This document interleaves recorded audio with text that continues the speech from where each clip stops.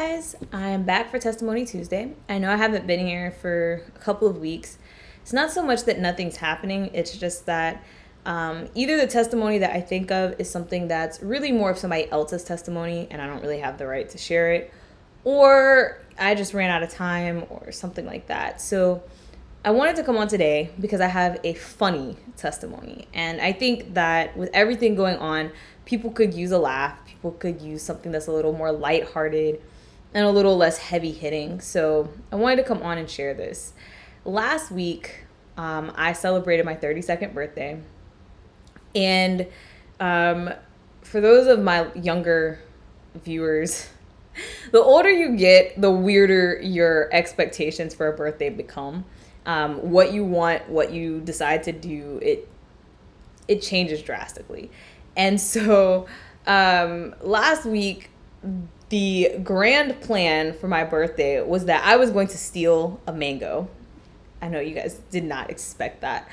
But there are 3 mango trees in my neighborhood. One is behind somebody's gate, so it clearly belongs to that person.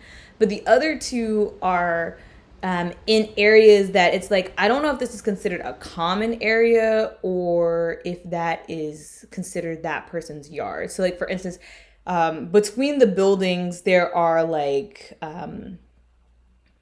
don't know, electrical things and boxes that are used for, I guess, like water and utilities. And around those things, there's like shrubbery and landscaping to hide the things. So it's like, okay, is that community property or is that somebody's personal property, right? If there's a mango tree within this shrubbery or next to this shrubbery, does that belong to everybody or only the person that lives in that house? And so I'm not really sure exactly how that works, but I did notice that 2 of the mango trees are in those kinds of situations where you're like, I don't really know if this is in somebody's yard or if it's community property. And they are loaded with mangoes. And I was just like, I want to take one, get the seed, and plant my own mango tree. And in my mind, I was like, okay, I can plant it like definitely in my yard so that in the future, I don't have to worry about it. Like, is this community property or is it in my yard? It doesn't matter because it's in my yard. So if it's in my yard, then clearly I can take it. If it's community property, then I can take it. So it really wouldn't matter either way. So that was my grand plan, was to get a mango from one of these trees and plant it. Now, before I tell you what happened, I should give a caveat of why this was my plan. Guys, I'm not a thief. It's it's not just that I wanted to steal something and I was too lazy or too cheap to go to the store and buy a mango. The thing about it is when you buy produce from the store, you don't necessarily know where it was produced, where it was grown. So if I go to the store and I buy a mango, there's a high probability that that mango was grown in like Jamaica or Colombia or Mexico or somewhere a little bit more tropical. And it may not grow here in South Florida. So it's not recommended that you go to the store and buy a mango and then plant that mango in your yard because you don't know if it will actually grow in the environment that you live in. So when you plant fruit from a seed, you should be taking from species that are already growing in your area because you know that it will grow there. You know that it's compatible with the soil, with the weather, with the amount of rainfall that you get, et cetera, et cetera. That's why I wanted to take a mango from one of my neighbor's mango trees and not just go to the store and buy a mango.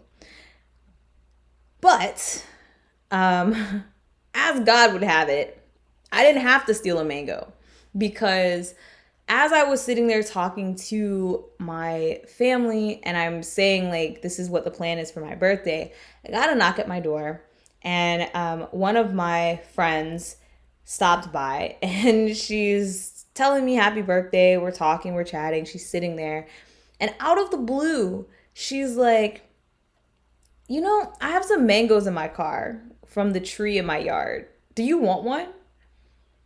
And I just died laughing. And she's like, what? And I was like, you have no idea. Like, I was literally sitting here plotting to steal a mango and you just came and brought me one. I didn't even know she had a mango tree in her house, or else I would have asked her and not bothered to try to steal one in the first place. But it was so hilarious because I didn't actually sit down and say, like, okay, I'm going to pray to God to have a mango. I'm going to ask him for this. It really didn't even cross my mind because it was so trivial. And I think a lot of the things that we want, we think it's so trivial. We don't even think about going to God and asking God for something. Like, who wakes up and thinks, I think I'm gonna pray to God to have a mango tree? You're like, no, okay, I just need to go get a seed and plant it. Like, duh.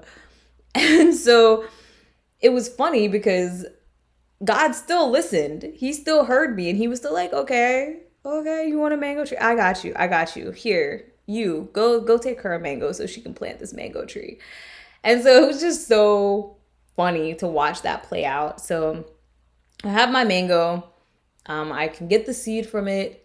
The more I thought about it, however, I don't actually know where to plant this tree. I don't have like a yard like I did when I lived in South Carolina. So I'm just like, now that I have the seed, I don't know where to plant it. But I'm working on that. I fully intend to plant this tree somewhere so that I can have my mango tree, because God clearly gifted it to me and clearly he wants me to have this mango tree. So, yeah, so the next time you are trying to piece something together and it's going to require you to do something that you know you shouldn't do, like steal a mango,